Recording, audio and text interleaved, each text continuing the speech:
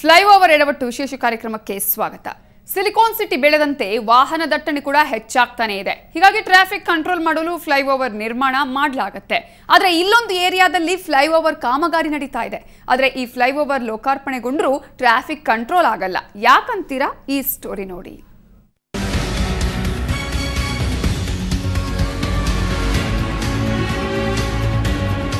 ಇಲ್ಲಿ ನೋಡಿ, ಕಿರಿದಾದ ಸುರಂಗದಲ್ಲಿ ಹೇಗೆ ಒಂದರ ಹಿಂದೊಂದರಂತೆ ವಾಹನಗಳು ನುಸುಳಿಕೊಂಡು ಹೋಗ್ತಿವೆ ಅನ್ನೋದನ್ನ.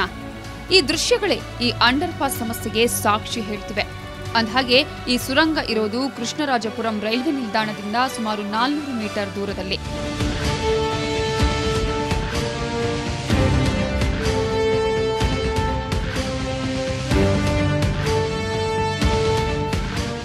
ಮಾರತ್ಹಳ್ಳಿ ಕೃಷ್ಣರಾಜಪುರಂನಿಂದ ನೇರವಾಗಿ ಅಂಡರ್ ಪಾಸ್ ಅಲ್ಲಿ ಹೋದ್ರೆ ರಾಮಮೂರ್ತಿನಗರ ಜಂಕ್ಷನ್ಗೆ ಹೋಗಬಹುದು. ಆದರೆ ಅದೇ ಕೃಷ್ಣರಾಜಪುರಂನ ಮೇಲ್ಸೇತುವೆ ಬಳಸಿ ಹೋದ್ರೆ 5 ಕಿಲೋಮೀಟರ್ ದೂರ ಹೆಚ್ಚಾಗಿ ಚಲಿಸಬೇಕಾಗುತ್ತೆ. ಹೀಗಾಗಿ ಕಿರಿದಾದ ಅಂಡರ್ ಪಾಸ್ ಬದಲು ಒಂದು ಮೇಲ್ಸೇತುವೆ ನಿರ್ಮಾಣಕ್ಕೆ ರೈಲ್ವೆ ಇಲಾಖೆ ಮತ್ತು ಬಿಬಿಎಂಪಿ ಯೋಜನೆ ರೂಪಿಸಿದವು. ಆದರೆ ಅಧಿಕಾರಿಗಳು ಎಡವಟ್ಟಿನಿಂದ ಇಲ್ಲಿ ಮೇಲ್ಸೇತುವೆ ಬದಲು ಮತ್ತೊಂದು ಅಂಡರ್ ಪಾಸ್ ಅನ್ನೇ ನಿರ್ಮಿಸಿವೆ. ಅದು ಇನ್ನೂ ಲೋಕಾರ್ಪಣೆಯಾಗಿಲ್ಲ. ಹೀಗಾಗಿ ಜನರು ಕಿರಿದಾದ ಅಂಡರ್ ಪಾಸ್ ಅನ್ನೇ ಅವಲಂಬಿಸಿದ್ದಾರೆ. It's very horrible. ಯಾಕಂದರೆ ಇಲ್ಲಿ ಅಂಡರ್ ಪಾಸ್ ರೆಡಿ ಇದ್ಬಿಟ್ಟು ಇದರಲ್ಲಿ ಹೋಗಬೇಕಲ್ಲ. ನಾನು ಆ್ಯಕ್ಚುಲಿ ಮೊನ್ನೆ ಬಿದ್ದೆ. ಯಾಕಂದರೆ ಫುಲ್ ನೀರು ತುಂಬಿಕೊಂಡಿತ್ತು. ನೀರು ತುಂಬಿಕೊಂಡು ಅಲ್ಲಿ ಹೋಗೋಕ್ಕೂ ಜಾಗ ಇಲ್ಲ. 12 ಕೋಟಿ ವೆಚ್ಚದಲ್ಲಿ 2012ರಲ್ಲೇ ಅಂಡರ್ ಪಾಸ್ ಕಾಮಗಾರಿ ಆರಂಭವಾಗಿದೆ. ಇನ್ನು ಬಿಬಿಎಂಪಿ ಡಾಂಬರೀಕರಣ ಮಾಡಬೇಕಿದೆ ಅಷ್ಟೇ. ಬಳಿಕ ಪುಟ್ಟ ಸುರಂಗದಲ್ಲಿ ಚಲಿಸ್ತಾ ಇದ್ದ ಗಾಡಿಗಳು ಸಲೀಸಾಗಿ ಈ ಅಂಡರ್ ಪಾಸ್ ಅಲ್ಲಿ ಚಲಿಸಬಹುದು ಅಂತಾರೆ ಪ್ರಯಾಣಿಕರು. ಡೈಲಿ ಇದೇ ರೋಡಲ್ಲೇ ಹೋಗಬೇಕು, ಇದೇ ರೋಡಲ್ಲೇ ಬರಬೇಕು. ಮಳೆ ಬಂದರೆ ಅಂತೂ ಇಲ್ಲಿವರೆಗೂ ಇರುತ್ತೆ. ಮಾರ್ನಿಂಗ್ 6:30 ಆಫೀಸ್ಗೆ ಬರಬೇಕು ನಾವು. ಮಳೆ ಬಂದರೆ ಅಂತೂ ಬರೋಕ್ಕಂತೂ ಆಗೋಲ್ಲ. ಶೂಸ್ ಹಾಕೊಂಡು ಬರ್ತೀವಿ ನಾವು. ಫುಲ್ಲು ಅರ್ಧ ಪ್ಯಾಂಟ್ ನೆಂದೋಗುತ್ತೆ. ಗಾಡಿ ಎಲ್ಲ ಇಂಜಿನ್ವರೆಗೂ ನೀರು ಬರುತ್ತೆ. ಹೋಗೋಕ್ಕಾಗಲ್ಲ, ಬರೋಕ್ಕಾಗಲ್ಲ. ನೈಟಲ್ಲಿ ಈ ಕಡೆಯಿಂದ ಕ್ರಾಸ್ ಮಾಡಬೇಕಂದ್ರೆ ಒಬ್ಬರೇ ಭಯ ಆಗುತ್ತೆ. ಏನಕ್ಕೆ ಯಾರು ಬಂದು ಹೊಡಿತಾರೆ, ಯಾರು ಬಂದು ಅಟ್ಯಾಕ್ ಮಾಡ್ತಾರೆ ಅಂತ ಗೊತ್ತಾಗಲ್ಲ ಸರ್. ಆಗುತ್ತೆ ಸರ್, ಆಲ್ಮೋಸ್ಟ್ ಆಗೇ ಆಗುತ್ತೆ. ತುಂಬ ಪ್ರಾಬ್ಲಮ್ ಆಗ್ತಾನೆ ಇದೆ ಈಗಲೂ ಸರ್. ಅಧಿಕಾರಿಗಳು ಕಾಮಗಾರಿ ಆರಂಭದಲ್ಲಿ ತೋರಿಸುವ ಉತ್ಸಾಹ ಕಾಮಗಾರಿ ಪೂರ್ಣಗೊಳಿಸುವಾಗ ತೋರ್ತಾ ಇಲ್ಲ. ಇನ್ನಾದರೂ ಅಧಿಕಾರಿಗಳು ಎಚ್ಚೆತ್ತು ಈ ಅಂಡರ್ ಪಾಸ್ನ ಲೋಕಾರ್ಪಣೆ ಮಾಡಿದ್ರೆ ಸಾರ್ವಜನಿಕರಿಗೆ ನೆರವಾಗಲಿದೆ. ಬೆಂಗಳೂರಿನಿಂದ ಕ್ಯಾಮೆರಾ ಪರ್ಸನ್ ಮುನಿಯಪ್ಪ ಜೊತೆ ಪಿ ಮಧುಸೂದನ್, ಸುವರ್ಣ ನ್ಯೂಸ್. ಟ್ರಾಫಿಕ್ ಕಂಟ್ರೋಲ್ ಮಾಡಲು ಫ್ಲೈಓವರ್ ನಿರ್ಮಾಣ ಮಾಡಲಾಗುತ್ತೆ. ಆದರೆ ಇಲ್ಲೊಂದು ಏರಿಯಾದಲ್ಲಿ ಫ್ಲೈಓವರ್ ಕಾಮಗಾರಿ ನಡೀತಾ ಇದೆ. ಆದರೆ ಈ ಫ್ಲೈಓವರ್ ಲೋಕಾರ್ಪಣೆಗೊಂಡರೂ ಟ್ರಾಫಿಕ್ ಕಂಟ್ರೋಲ್ ಆಗ್ತಾ ಇಲ್ಲ.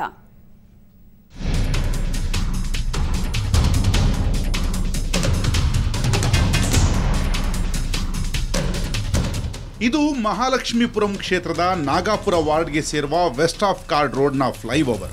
ಕಳೆದ 2 ವರ್ಷಗಳ ಹಿಂದೆ ಆರಂಭವಾದ ಈ ಮೇಲ್ಸೇತುವೆ ಇನ್ನೂ ಲೋಕಾರ್ಪಣೆಗೊಂಡಿಲ್ಲ.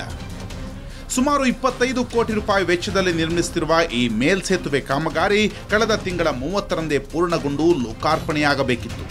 ಆದರೆ BWSSB ಪೈಪ್ಗಳನ್ನು ಸ್ಥಳಾಂತರಿಸಬೇಕಾದ ಕಾರಣದಿಂದ ಕಾಮಗಾರಿ ಇನ್ನು 3 ತಿಂಗಳು ಮುಂದಕ್ಕೆ ಹೋಗಿದೆ. ಕಾಮಗಾರಿ ವಿಳಂಬವಾದರೂ ಪರವಾಗಿಲ್ಲ, ಆದರೆ ಈ ಫ್ಲೈಓವರ್ನ ನಿರ್ಮಿಸಿದ್ದು ಏಕೆ ಎಂಬ ಪ್ರಶ್ನೆ ಎದುರಾಗಿದೆ. ಯಾಕೆಂದರೆ ಯಶವಂತಪುರದಿಂದ ಮಾಗಡಿ ರಸ್ತೆಗೆ, ವಿದ್ಯಾವರ್ಧಕ ಶಾಲೆಯಿಂದ ಮಹಾಲಕ್ಷ್ಮೀಪುರಂ ಪೊಲೀಸ್ ಠಾಣೆಗೆ ಸಂಪರ್ಕ ಕಲ್ಪಿಸುವ 2 ರಸ್ತೆಗಳಿವೆ. ಆದರೆ ಈ ಮೇಲ್ಸೇತುವೆ ನಿರ್ಮಾಣದಿಂದ ಕೇವಲ ಒಂದು ಕಡೆ ಮಾತ್ರ ಟ್ರಾಫಿಕ್ ಕಂಟ್ರೋಲ್ ಆಗುತ್ತೆ ಅಂತಾರೆ ಸ್ಥಳೀಯರು.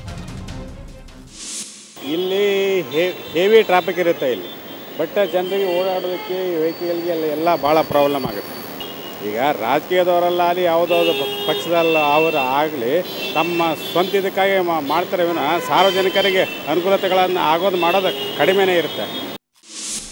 ಇನ್ನು ಫ್ಲೈಓವರ್ ನಿರ್ಮಾಣದಿಂದ ಆಗುತ್ತಿರುವ ಸಮಸ್ಯೆಗಳ ಬಗ್ಗೆ ಪ್ರಯಾಣಿಕರು ಹೇಳೋದು ಹೀಗೆ. ತುಂಬ ತೊಂದರೆ ಆಗುತ್ತೆ. ತುಂಬ ಟ್ರಾಫಿಕ್ ಜಾಮ್ ಆಗೋಗುತ್ತೆ. ಬೆಳಗ್ಗೆ ಹೊತ್ತು ಮಕ್ಕಳನ್ನ ಸ್ಕೂಲಿಗೆ ಕರ್ಕೊಂಡು ಹೋಗೋಕ್ಕೆ ತುಂಬ ತೊಂದರೆ ಆಗುತ್ತೆ.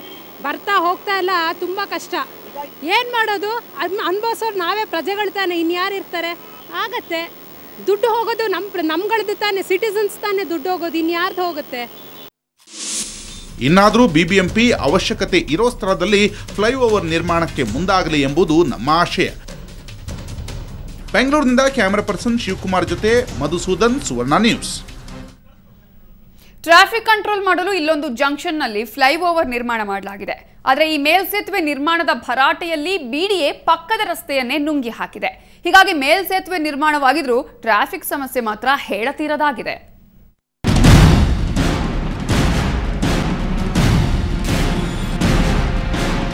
ಇದು ನಾಗಾವರ ಜಂಕ್ಷನ್ ಬಳಿ ಇರುವ ಫ್ಲೈಓವರ್.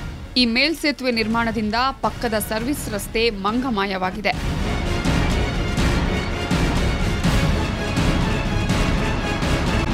ಹೌದು, 4 ವರ್ಷಗಳ ಹಿಂದೆ ಬಿಡಿಎ ಕೈಗೆತ್ತಿಕೊಂಡ ಮೇಲ್ಸೇತುವೆ ಕಾಮಗಾರಿ ಮುಗಿದಿದೆ. ಆದರೆ ಮೇಲ್ಸೇತುವೆಯ ನಿರ್ಮಾಣಕ್ಕಾಗಿ ರಸ್ತೆ ಅಗಲೀಕರಣ ಮಾಡುವಾಗ ಬಿಡಿಎಂ ಸರ್ವಿಸ್ ರಸ್ತೆಯನ್ನೇ ನುಂಗಿ ಹಾಕಿದೆ. ಸರ್ವಿಸ್ ರಸ್ತೆ ಮುಚ್ಚಿ ಹೋಗಿರೋದ್ರಿಂದ ವಾಹನಗಳ ಸಂಖ್ಯೆ ದುಪ್ಪಟ್ಟಾದ ಪರಿಣಾಮ ಮೇಲ್ಸೇತುವೆ ನಿರ್ಮಾಣವಾದರೂ ಟ್ರಾಫಿಕ್ ಜಾಮ್ ಕಡಿಮೆಯಾಗಿಲ್ಲ ಅಂತಾರೆ ಸ್ಥಳೀಯರು. ಸರ್, ಇದು ನಾನು ಸುಮಾರು ಇಲ್ಲಿ ವ್ಯಾಪಾರ 4-5 ವರ್ಷದಿಂದ ವ್ಯಾಪಾರ ಮಾಡ್ತಾ ಇದ್ದೀನಿ. ಫ್ಲೋರ್ ಕಟ್ಟಿದ್ರೇನು ಟ್ರಾಫಿಕ್ಕು ಫ್ಲೋರ್ ಆದಮೇಲೇನು ಇದು 1 ವರ್ಷ 2 ವರ್ಷ ಆಯಿತು ಫ್ಲೋರ್ ಕಟ್ಟಿ, ಹಂಗೂ ಟ್ರಾಫಿಕ್ ಜಾಮ್ ಆಗ್ತಾನೆ ಇರುತ್ತೆ ಸರ್. ಇಲ್ಲ ಸರ್, ಇದು ಟ್ರಾಫಿಕ್ ನಾಗವಾರ ಸಿಗ್ನೆ ಇದು ರೋಡ್ ಏನಾರ ಇದು ಮಾಡಿದ್ರೆ ಸ್ವಲ್ಪ ಟ್ರಾಫಿಕ್ದು ಅನುಕೂಲ ಆಗುತ್ತೆ ಸರ್. ಇದು ಫುಲ್ ವಿಪರೀತ ಜಾಮ್ ಆಗುತ್ತೆ, ಇದು ಕಂಪ್ಲೀಟ್ ಜಾಮ್. ಇದು ಸರ್ವಿಸ್ ರೋಡೇ ಇಲ್ಲ ಸರ್, ಅಲ್ಲೆಲ್ಲ ಅಷ್ಟಿಗೆ ಇದಾಗಿದೆ, ಮತ್ತು ಅದು ಕಟ್ಟಾಗೋಗಿದೆ ಅದು ಸರ್ವಿಸ್ ರೋಡ್. ಇನ್ನು ಮೇಲ್ಸೇತುವೆ ಕೂಗಳತೆ ದೂರದಲ್ಲಿಯೇ ಮಾನ್ಯತಾ ಟೆಕ್ ಪಾರ್ಕ್ ಇರೋದ್ರಿಂದ ನಿತ್ಯ ಸಾವಿರಾರು ವಾಹನಗಳು ಸಂಚರಿಸುತ್ತವೆ. ಭಾರವಾದ ವಾಹನಗಳು ಕೂಡ ಸಂಚರಿಸುವುದರಿಂದ ವಾಹನ ಸವಾರರು ಈ ರಸ್ತೆಯಲ್ಲಿ ಸಂಚರಿಸಬೇಕಾದ್ರೆ ಭಯ ಪಡುವಂತಾಗಿದೆ. ಆಫೀಸ್ ಬಿಟ್ಟು ಅಲ್ಲಿಂದ ತುಂಬ ಜಾಮ್ ಆಗುತ್ತೆ. ಇಲ್ಲಿಂದ ಅಲ್ಲಿವರೆಗೂ ಕಲ್ಯಾಣ ನಗರ ಇದೆಯಲ್ಲ, ಅಲ್ಲಿವರೆಗೂ ಜಾಮ್ ಆಗುತ್ತೆ. ಫ್ಲೈಓವರ್ ಕಟ್ಟೋದು ಏನು ಹೆಲ್ಪ್ ಆಗ್ತಾ ಇಲ್ಲ. ಇದರಿಂದ ತುಂಬ ತೊಂದರೆ ಆಗ್ತಾ ಇದೆ ನಮಗೆ. ಬೆಳಿಗ್ಗೆ 6 ಗಂಟೆಯಿಂದ 11 ಗಂಟೆವರೆಗೂ ಫುಲ್ ಟ್ರಾಫಿಕ್ ಇರುತ್ತೆ. ತಿರ್ಗಾ ಸಂಜೆ 4 ಗಂಟೆಯಿಂದ ರಾತ್ರಿ 8 ಗಂಟೆವರೆಗೂ ಫುಲ್ ಟ್ರಾಫಿಕ್ ಇರುತ್ತೆ. ಒಟ್ನಲ್ಲಿ ಫ್ಲೈಓವರ್ ನಿರ್ಮಾಣದ ಹೆಸರಲ್ಲಿ ಸರ್ವಿಸ್ ರಸ್ತೆಯನ್ನೇ ನುಂಗಿರುವ ಬಿಡಿಎ ವಾಹನ ಸವಾರರನ್ನ ಮತ್ತಷ್ಟು ಸಂಕಷ್ಟಕ್ಕೆ ನೂಕಿದೆ.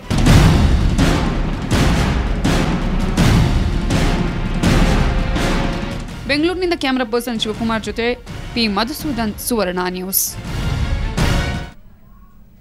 ನಾವೀಗ ಹೇಳ್ತಾ ಇರುವ ಫ್ಲೈಓವರ್ ಮೇಲೆ ನೀವು ಸಾಕಷ್ಟು ಬಾರಿ ಪ್ರಯಾಣವನ್ನು ಮಾಡಿರ್ತೀರಿ. ಆದರೆ ಆ ಮೇಲ್ಸೇತುವೆ ಹೇಗಿದೆ ಅಂತ ನೀವೇ ಒಂದ್ಸಲ ನೋಡ್ಕೊಂಡ್ ಬನ್ನಿ.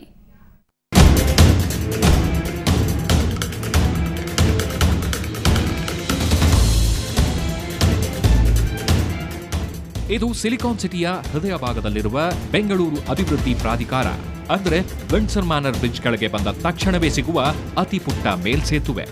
ಬಿಡಿಎ ಕಚೇರಿಯ ಸ್ವಾಗತ ಕಮಾನಿಗೆ ಎದುರಿರುವ ಈ ಫ್ಲೈಓವರ್ ಯಾಕೆ ನಿರ್ಮಿಸಿದ್ದು ಅನ್ನೋದೇ ಯಕ್ಷ ಪ್ರಶ್ನೆಯಾಗಿದೆ.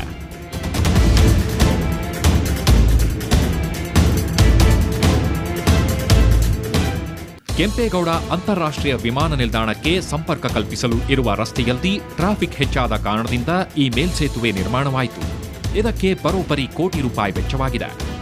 4 ವರ್ಷಗಳ ಹಿಂದೆಯೇ ಇದು ಅನಾವರಣವಾಗಿದೆ. ಅತಿ ಕಡಿಮೆ ಅವಧಿಯಲ್ಲಿ ನಿರ್ಮಾಣವಾದ ಫ್ಲೈಓವರ್ ಇದಾಗಿದ್ದು ಒಟ್ಟು ಉದ್ದ ಕೇವಲ 300 ಮೀಟರ್.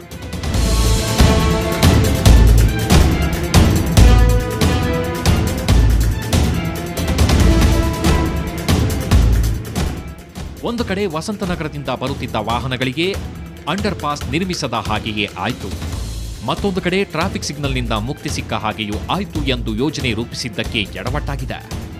ಇನ್ನು ಇಲ್ಲಿ ನಿತ್ಯವೂ ಸಾವಿರಾರು ಪ್ರಯಾಣಿಕರು ಪ್ರಯಾಣ ಬೆಳೆಸಿದ್ದು ಟ್ರಾಫಿಕ್ ಜಾಮ್ನಿಂದ ಪ್ರಯಾಣಿಕರು ಬಸವಳಿದಿದ್ದಾರೆ. ಇದು ಮಾಡಿರೋದು ಪರವಾಗಿಲ್ಲ, ಬಟ್ ಇದನ್ನೇ ಒಂದು ಸ್ವಲ್ಪ ದೊಡ್ಡದಾಗಿ ಮಾಡಿದರೆ ಚೆನ್ನಾಗಿರೋದು.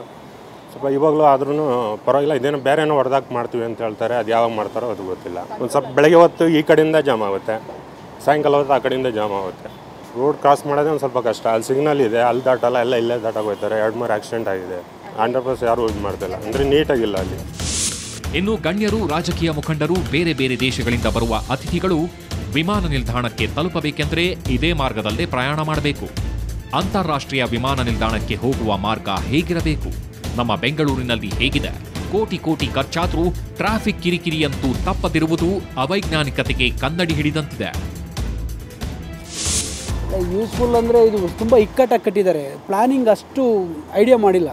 ಇಂಜಿನಿಯರ್ಸ್ ಏನು ಮಾಡ್ತಿದ್ರು ಗೊತ್ತಿಲ್ಲ. ಇಂಜಿನಿಯರ್ಸು ಮತ್ತು ಇವರು ಯಾರು BBMP ಅವರು ಮಾಡಿ ಇನ್ನೂ ಸ್ವಲ್ಪ ವೈಡಾಗಿ ಮಾಡಿ, ಈ ಥರ ಸರ್ವಿಸ್ ರೋಡು ಆ ಕಡೆ ಬಂದರೆ ಈ ಕಡೆ ಹೋಗಲ್ಲ, ಈ ಕಡೆ ಬಂದರೆ ಆ ಕಡೆ ಹೋಗಲ್ಲ. ಪ್ಲಾನಿಂಗ್ ಕರೆಕ್ಟ್ ಇಲ್ಲ. But strength wise also I don't ಏನು ಅದು ಇದೆಯೋ ಇಲ್ಲೋ ಗೊತ್ತಿಲ್ಲ. ಬಟ್ ವೈಡ್ ಮಾಡಿ ನೀಟಾಗಿ ಇನ್ನೂ ಪ್ಲ್ಯಾನ್ ಮಾಡಿದ್ರೆ ತುಂಬ ಅನುಕೂಲ ಆಗ್ತಿತ್ತು ಜನಕ್ಕೆ. ಫ್ಲೈಓವರ್ಗಳನ್ನು ಎಲ್ಲಿ, ಹೇಗೆ, ಯಾವಾಗ ನಿರ್ಮಿಸಬೇಕೆಂಬ ಕಲ್ಪನೆಯಿಲ್ಲದೆ ಬೇಕಾಬಿಟ್ಟಿ ಮೇಲ್ಸೇತುವೆ ನಿರ್ಮಿಸಿ ಪ್ರಯಾಣಿಕರಿಗೆ ಯಾಕೆ ತಲೆನೋವು ಕೊಡ್ತಾರೋ ಅರ್ಥವಾಗಲ್ಲ. ಬೆಂಗಳೂರಿನಿಂದ ಕ್ಯಾಮರಾ ಪರ್ಸನ್ ಅಲ್ಲಾವುದ್ದೀನ್ ಜೊತೆ ಪಿ ಮಧುಸೂದನ್, ಸುವರ್ಣ ನ್ಯೂಸ್. ಬಿಡಿಎ ನಿರ್ಮಿಸಿರುವ ಫ್ಲೈಓವರ್ಗಳಲ್ಲಿ ಅದೆಷ್ಟೋ ಮುಂದಿನ ದಿನಗಳ ಟ್ರಾಫಿಕ್ ಸಮಸ್ಯೆಗಳನ್ನು ನೀಗಿಸಲು ವಿಫಲವಾಗಿರುವ ಫ್ಲೈಓವರ್ಗಳೇ ಇದೆ. ಇದರ ಪಟ್ಟಿಗೆ ಹೊಸ ಸೇರ್ಪಡೆ ಅಂದ್ರೆ ಸುಮನಹಳ್ಳಿ ಫ್ಲೈಓವರ್. ಮಾಗಡಿ ಮುಖ್ಯ ರಸ್ತೆಗೆ ಅಡ್ಡಲಾಗಿ ಟ್ರಾಫಿಕ್ ಜಾಮ್ ತಪ್ಪಿಸಲು ನಿರ್ಮಾಣವಾದ ಫ್ಲೈಓವರ್ನ ಕತೆ ಹೇಳ್ತೀವಿ, ನೋಡ್ಕೊಂಡ್ ಬನ್ನಿ.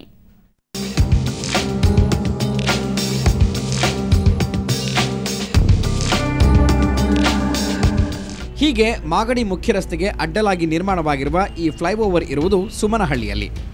ಬಿಡಿಎ ಹೊರವರ್ತುಲ ರಸ್ತೆಯನ್ನು ನಿರ್ಮಾಣ ಮಾಡಿದಾಗಲೇ ಈ ಫ್ಲೈಓವರ್ ಕೂಡ ನಿರ್ಮಿಸಿದರೆ ವಾಹನ ಸವಾರರಿಗೆ ತೊಂದರೆ ಆಗ್ತಾ ಇರಲಿಲ್ಲ.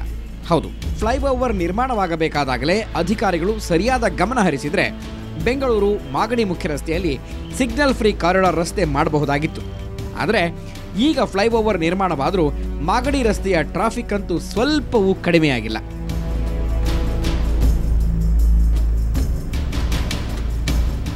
ಇನ್ನು ರಾಜಕಾಲುವೆಗೆ ಪಕ್ಕದಲ್ಲೇ ಬಿಡಿಎ ಹೊರವರ್ತುಲ ರಸ್ತೆಯನ್ನು ನಿರ್ಮಿಸಿ ನಂತರ ಫ್ಲೈಓವರ್ ನಿರ್ಮಾಣ ಮಾಡಿರೋದ್ರಿಂದ ಇಲ್ಲಿ ಅತಿ ಹೆಚ್ಚು ಅಪಘಾತಗಳು ಸಂಭವಿಸುತ್ತಿವೆ. ಇನ್ನು ಫ್ಲೈಓವರ್ ಕೆಳಗೆ ನಿತ್ಯವೂ ಸಾವಿರಾರು ವಾಹನಗಳು ಸಂಚರಿಸುತ್ತಿವೆ. ಜೊತೆಗೆ ಸುಂಕದಕಟ್ಟೆ, ಬ್ಯಾಡರಹಳ್ಳಿ, ಅಂಜನಾನಗರ, ಗೊಲ್ಲರಹಟ್ಟಿ ಸೇರಿದಂತೆ ಮಾಗಡಿಗೆ ಹೋಗುವವರು ಇದೇ ರಸ್ತೆಯ ಮೇಲೆ ಅವಲಂಬಿತರಾಗಿದ್ದಾರೆ. ಹೀಗಾಗಿ ಮೇಲ್ಸೇತುವೆ ನಿರ್ಮಾಣವಾಗಿದ್ರೂ ಪ್ರಯೋಜನವಾಗಿಲ್ಲ ಅಂತಾರೆ ಪ್ರಯಾಣಿಕರು.